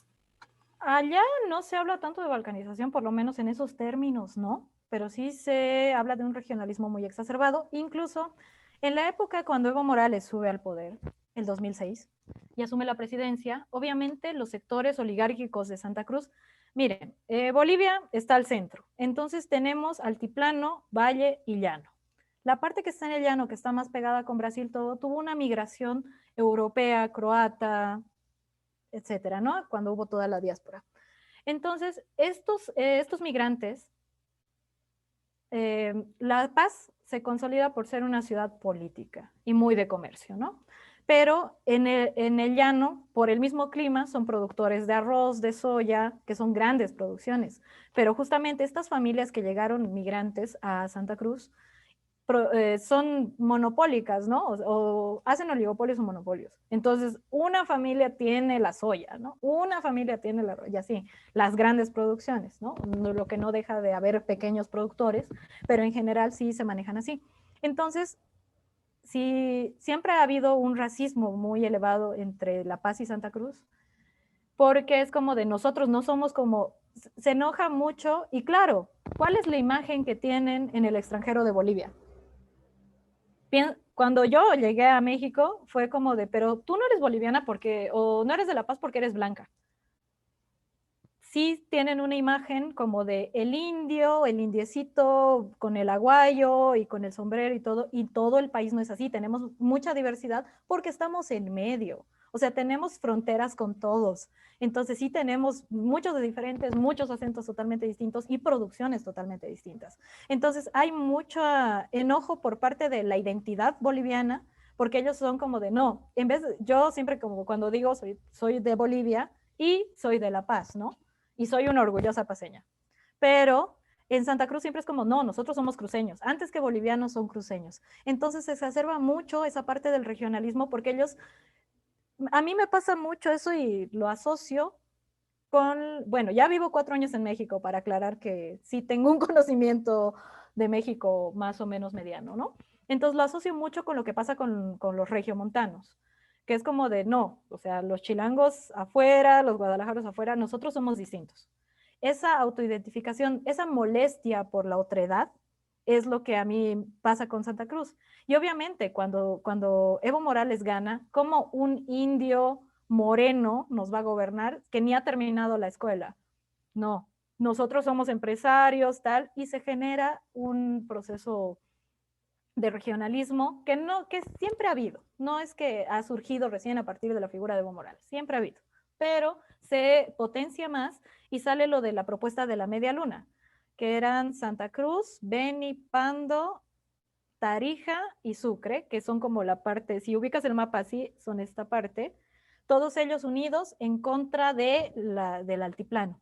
Lo que fue pasando a medida que avanzó el tiempo y que justamente escribimos un paper con una amiga sobre eso, lo raro de este proceso es que a medida que fueron pasando las gestiones de Evo Morales en la presidencia, hubo muchas regiones, tanto de Santa Cruz como de Sucre, como de toda esta media luna regionalista que odiaba a Evo, que apoyaron a Evo, incluso los mismos empresarios, porque a lo largo de las relaciones públicas que habían entre ellos y las relaciones, pues se tuvieron que hacer alianzas y fue como de, miren, Evo les dijo, no, los empresarios yo voy a darles esto o los voy a dejar tranquilos con esto, no los voy a molestar con esto, pero tampoco molesten a mi gestión presidencial, ¿no? Entonces hicieron alianzas también estratégicas, no se puede negar eso.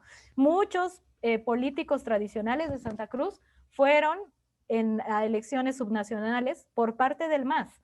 O sea, hubo cambio hasta de partidos políticos. Entonces ahora se vuelve a potenciar eso porque justo sale esta figura de Camacho, por ejemplo, del Comité Cívico Santa Cruz, una de las cosas más regionalistas y más racistas que pueda haber, como candidato a la presidencia y como líder de la revolución para que salga Evo y que él le mandó la carta de renuncia y tal, pues no es así. Hubo una revuelta, el año pasado hubo una revuelta que fue una potencia, o sea, la gente salió a las calles a protestar porque no daban los resultados de las elecciones y ahí se aludió al fraude y que no salían los resultados y tal. Y pues sí, la gente salió a protestar, no fue Camacho que lideró la protesta. Él surgió 3 días después de que ya había empezado la protesta y la combustión social, ¿no?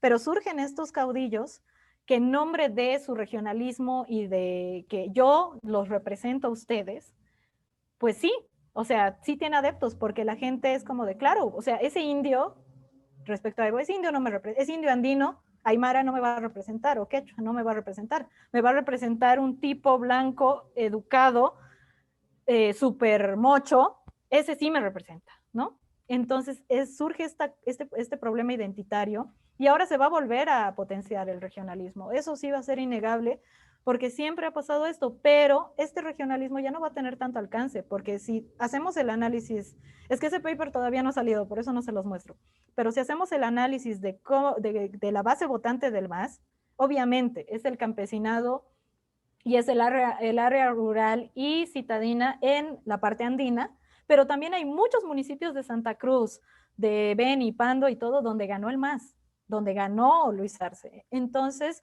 ya no es como que todo el sistema o todo el departamento apoye a ese candidato facho, sino que sí hay facciones que apoyan al MAS. ¿Por qué? Porque se identifican más con el indio quechua que con este blanco empresario que no me representa en nada. Entonces sí hay un problema muy identitario, sí hay un problema mucho de sentirte representado o no sentirte representado. Y claro, ¿qué va a aludir a tus intereses y qué no? Yo, por ejemplo, como paseña, no votaría nunca por Camacho o por Costas, que es el gobernador de Santa Cruz, porque no me siento representada, son la cosa más fascista que puede haber, la cosa más regionalista, clasista, cosa que yo lucho por no perpetuar y por no reproducir las desigualdades, y ellos las potencian. Entonces, claro, también existe una pica entre departamentos y el MAS hay 9 departamentos en Bolivia. El eje central, el eje troncal son La Paz, Cochabamba y Santa Cruz, que justo son los que están al medio del mapa. Entonces, el MAS tiene a La Paz y Cochabamba. Gana indiscutiblemente ahí y va a seguir ganando ahí. Solo Santa Cruz es la facción y Santa Cruz es muy grande, pero aún así no va a lograr. ¿Cuánto logró de votación Camacho en las elecciones pasadas? ¿Logró 10%? Y también surgen estos líderes como no sé si vieron a Chi, que es este chino, que que se presentó a las elecciones y que también venía con una cosa muy de Dios y muy religiosa y muy contra aborto y tal. Y obviamente también en Latinoamérica no vamos a negar nuestra facción muy conservadora, muy religiosa, que va a estar en contra de todo lo progre. Hasta ahorita, para mi gusto, el MAS no es nada progre, pero es lo más progre que hay en cuanto a propuestas de partidos políticos. Entonces sí, no hay una propuesta sólida que yo diga como de, como yo tengo 31, ¿no? Como de que en mi generación me siento identificada con algún partido político de Bolivia, no. Pero la propuesta más sólida política es del MAS. Y las propuestas de los otros partidos están sesgadas por todo lado. Hay uno desde que vuelva la Biblia al Palacio y hay otro que habla de proyectos educativos incluyentes, pero nunca solidifican nada. Entonces sí es como un problema, o sea, mientras no haya una oposición sólida que se una y que tenga un proyecto sólido, el MAS va a seguir ganando. Entonces, pues sí, es una realidad que se vive ahorita y que no tienen una oposición. Y eso es lo peligroso, porque pues no teniendo una oposición, sí es muy difícil que haya un equilibrio político, haya un equilibrio de poderes en que se diga que sí, que no, y que se apruebe y que no se aprueba, ¿no? Entonces, ese es el peligro, pero pues no hay una oposición sólida y sí, el proceso regionalista siempre ha existido, siempre está, nunca se niega, pero pues ahora lo he visto exacerbado otra vez y ha sido una parte que no me ha gustado ver de nuevo en mi país. Bien, muchas gracias. Oye, ¿y por qué el MAS teniendo esa mayoría, ya la tenía cuando quitan a Evo, ¿no? Tenía una mayoría. Sí. ¿Y cómo fue que al final cayó en este lapso en donde llega la presidenta interina con la Biblia en la mano? ¿Qué A ver, pasó ahí con el MAS? ¿Por qué se permitió esto? ¿O qué presión había los militares? Porque muchos nos preguntamos si si pesaron los militares o qué ocurrió, ¿no? esto sí me encanta aclararlo, porque ha sido una pelea horrible que he tenido con muchos amigos mexicanos, bueno, amigos más que todo en personas conocidas en México, que sienten que saben todo de Bolivia solo por leer una noticia y que no saben ni dónde está Bolivia en un mapa, ¿verdad? Entonces ha sido un proceso muy doloroso para mí, pero me gusta explicarlo porque así pasa. En la Constitución Política del Estado, nueva Constitución Política del Estado, que hizo la Asamblea Constituyente, estaba formada por la mayor parte del MAS. Entonces, esa Constitución responde a los intereses del proyecto de cambio del MAS, ¿verdad? Hay una cláusula en el artículo, ahorita no me acuerdo, creo que es el 178, no estoy segura. Si quieren después lo busco y le digo a Marco y que se los pase. En este artículo, en la Constitución, aclaro, está en la Constitución que aprobó el MAS, dice que para mantener la paz social, los militares pueden sugerir al presidente dejar el cargo para mantener la paz. Está constitucionalmente. Lo que implica que esté constitucionalmente es que iba a pasar, yo, aludiendo a mi conocimiento en teoría política, lo que digo que iba a pasar, es que lo mismo que pasó en Venezuela, los militares iban a tomar el poder y se lo iban a devolver a Evo un tiempo después. ¿Por qué hay este artículo en la Constitución? Es lo que yo decía, ¿no? Como de, a ver, pregúntense primero por qué está este artículo en la Constitución, por qué fue aprobado, por qué sugerido y por qué todo, porque había un plan de respaldo. De que salió mal, en un principio salió mal. ¿Por qué? Porque la combustión social ya estaba tan fuerte en Bolivia, ya estaba todo colapsado, que si pasaba eso, iba a explotar el país. Entonces ahí es cuando Yanine, bueno, que tampoco es santo de mi devoción, obviamente Yanine Áñez, porque yo dije, qué bonito que esté una mujer en el poder, pero no es una representación sustantiva para mí como mujer, ¿no? Es una mujer súper religiosa, súper facha, por el Partido de Unidad Nacional, y ella sí tuvo una carrera, después recién yo me puse a buscar sobre Yanine Áñez, porque tampoco era como de las más conocidas de la bancada de Unidad Nacional, pero viendo su carrera política, sí hizo bastante carrera política, o sea, sí ganó diputaciones, sí ganó, sí, o sea, por eso también asume la presidencia ella, porque se queda como presidenta del Senado al no estar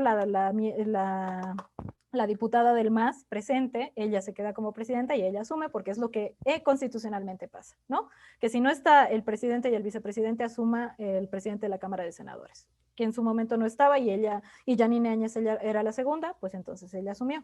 Tampoco es que fue colocada a dedo por conveniencia de tal y de tal. Ahora, que no estaba dentro de sus atribuciones presidenciales porque era interina, colocar ministros y todo lo que hizo, por la emergencia sanitaria sí se entiende, ¿no? Que coloque un ministro de salud, un ministro de seguridad y tal. Pero los otros ministros no tenía por qué haberlos colocado en el momento que los colocó, porque no, o sea, no era su función como presidente interina. No es lo que debe hacer un presidente interino. El presidente interino lo que debe hacer es como mantener las cosas en statu quo hasta que se pueda volver a llamar a elecciones. Pero, pues, tampoco constitucionalmente sus atribuciones estaban tan claras. Entonces, el problema es ese, que las constituciones de todos los países son distintas. Yo tampoco me sé la Constitución de México de memoria. Me sé el artículo 33 porque es el que me tengo que saber como extranjera. Y me sé varios artículos de diferentes alusiones. Yo estudio cárceles, así que me sé el Código Penal, por ejemplo, la ley de ejecución penal me la sé y todo eso. Pero sin averiguar y sin informarse, todos estaban diciendo, no, es golpe de Estado porque no sé qué, que los militares. No, constitucionalmente hay un artículo que avala lo que hicieron los militares. Que esté bien o que esté mal, yo odio a los militares en todas sus acciones y en todo lo referente a los militares, pero realmente había un colapso social tan grande y tan fuerte, todo estaba desbocado, que los militares salieron a poner orden, cosa que yo odio, en serio odio a los militares, pero también entiendo el nerviosismo de mi mamá cuando me decían, están quemando todo y no sabemos qué vamos a hacer, nos van a matar, y que los militares entraron a poner orden. Pero esa sugerencia sí es constitucionalmente viable. Entonces es como de investigarle un poquito y no hablar sin conocimiento.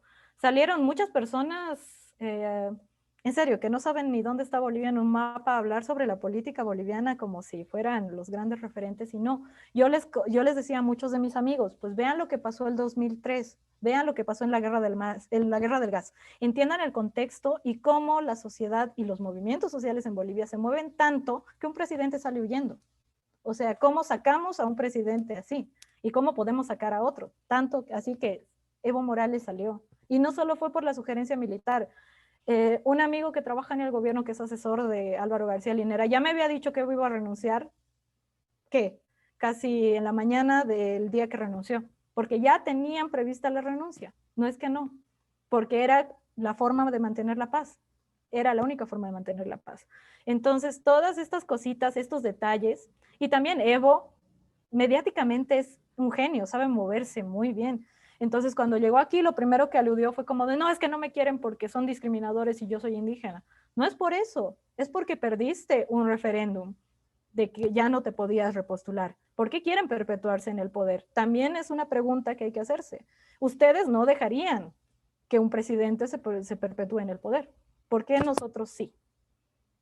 Entonces, esas pequeñas cosas, yo por eso digo, hay que ser críticos con todo. Igual, cuando yo empecé a criticar a Yanine Áñez, mis amigos de La Paz, que eres una masista, que no sé qué, es como de no hay blanco y negro, aquí hay muchos matices y hay que criticar a todos, seas del partido o no seas del partido, hay que ser críticos.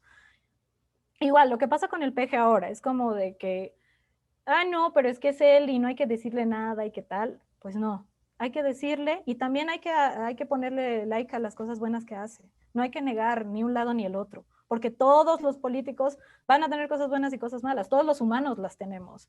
Entonces sí son cosas que hay que fijarse bien y decir como de, pues mira, son detalles a los que hay que poner interés para basar una crítica constructiva y argumentada, no una crítica que, maldito, a mí, en México me dijeron de todo, me dijeron burguesa, me dijeron que de derecha, que facha y todo, por no defender la repostulación de Evo Morales. Lo siento, pero no voy a defender algo que perdió en un referéndum que consultó a la gente. Yo voté en ese referéndum. Quiero que se respete mi voto también. ¿Para qué organizas todo un referéndum si no lo vas a respetar? Entonces, y está en la Constitución que se deben respetar los referéndums y todas las votaciones políticas y tal.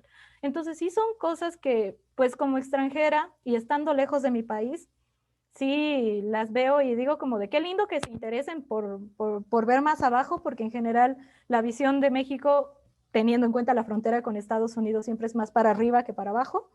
Qué lindo que se enteren de la política que pasa en nuestra Latinoamérica, pero también tenemos el acceso a Internet. Si nos queremos informar, hay muchas fuentes de información que nos van a venir de un lado y del otro, a favor y en contra y todo. Y ahí nosotros mediar nuestra crítica. Estamos aquí como haciendo ciencia social y creo que es nuestro trabajo también y parte de eso estar informados, ¿no? Si vamos a hacer una crítica, ahora si no nos interesa, pues lo dejamos ahí ya.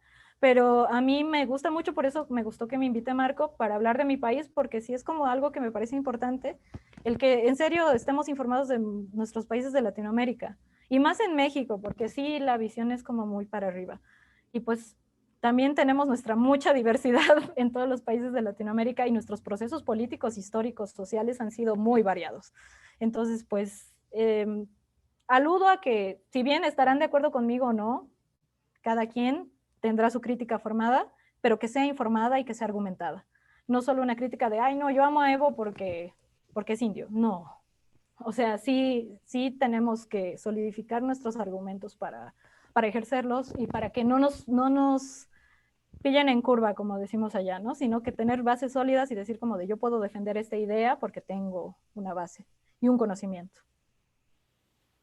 Y estos datos que nos das, pues nos ayudan a tener más elementos para irnos formando un criterio y hacer una crítica. Como dices, igual no podemos coincidir en todo, pero nos da más elementos de análisis, ¿no? Más elementos. Por ejemplo, ese dato que dijiste tú, de que en la Constitución está previsto la actuación de los militares, ¿no? Que hubo, que fue lo que más ruido hizo, ¿no? Que fue lo Sí. que más ruido hizo. La mayoría, yo no lo tenía muy claro, ¿no? Por eso te lo pregunté. Yo no lo tenía muy claro. Y eso cambia muchas cosas, cambia muchas, da otra perspectiva de la situación. Y claro, y hay que, como tú dices, hay que ser críticos, ¿no? No hubo un respeto a un referéndum, creo que fue un error gravísimo de Evo Morales, ¿no? Al haberse aferrado a la candidatura después. Y claro, tampoco vamos a apoyar finalmente, bueno, yo en mi caso no, las acciones de este sector racista, de políticos racistas, ¿no? O fachos, como tú los mencionas, que también llevan las cosas a otro lado, ¿no? Una protesta legítima la convierten, la mueven a sus intereses. Exactamente. Y se echa todo a perder. Sale peor, ¿no? Sale peor la medicina. Entonces, eso sí hay que tenerlo también claro, ¿no? Pero hay que hacer un análisis más profundo, como tú dices, más completo, porque no Sí, hay, todos son buenos, todos son malos y no están así. exactamente.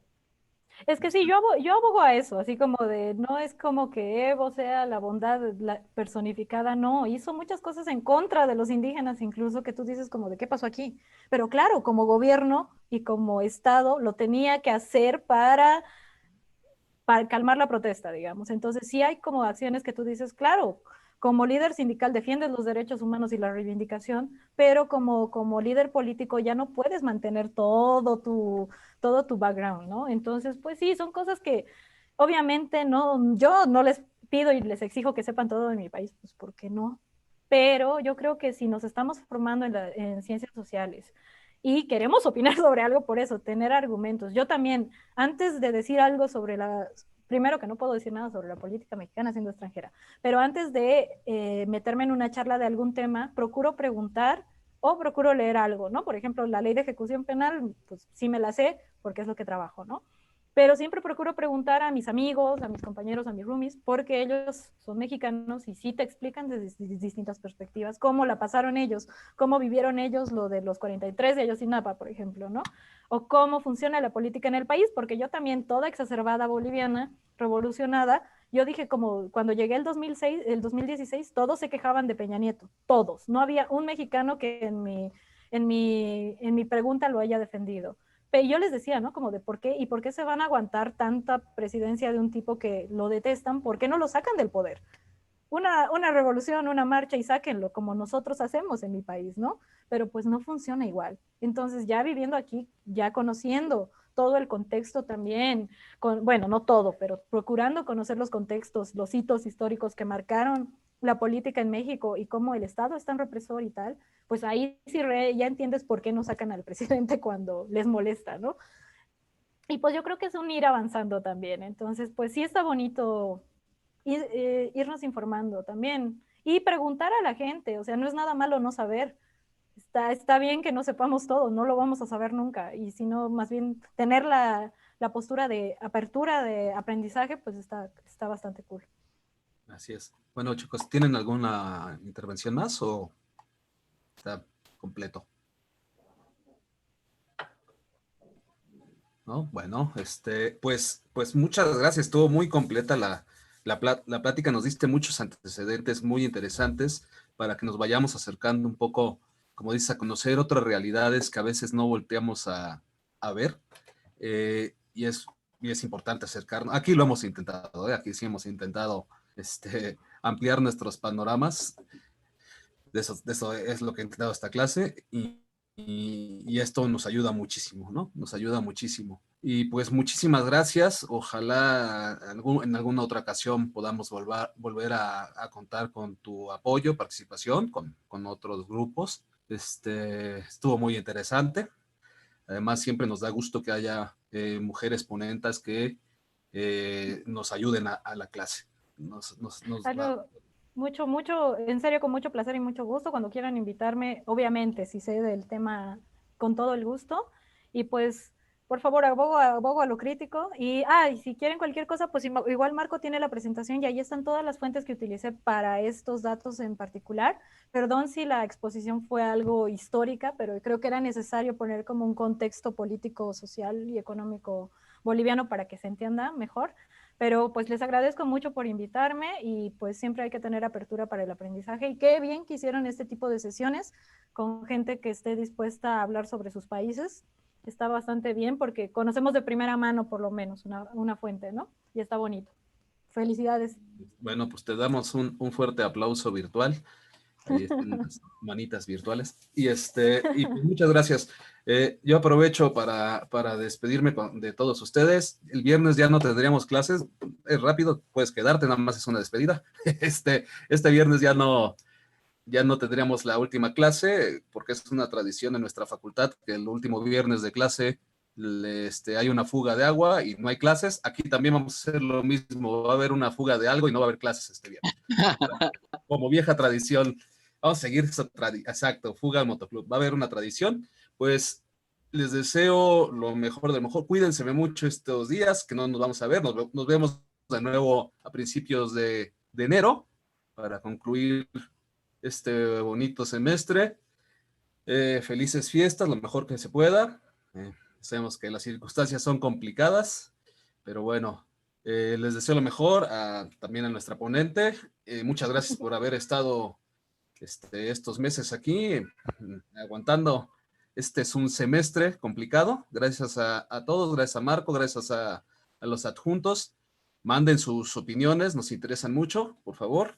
Quiero saber qué opinan por escrito, por ejemplo, de la ponencia de hoy. Me gustaría mucho saber sus opiniones, críticas a favor, contra, lo que sea, para que la discusión sea más rica. Pues muchas gracias. Gracias, Marco. Feliz. Gracias Elisa, gracias a ustedes. Esperemos que el otro año sea mucho mejor para todos. Esperemos que todo el año se mejore, que esto mejore. Pues gracias. Ya nos van a vacunar. Adiós. Nos vemos entrando. ¿Vale? Hasta luego. Felices fiestas. Igual. Bye a todos. Gracias, igual. Adiós. Un abrazo. Muchas gracias. Gracias, nos vemos. Bye.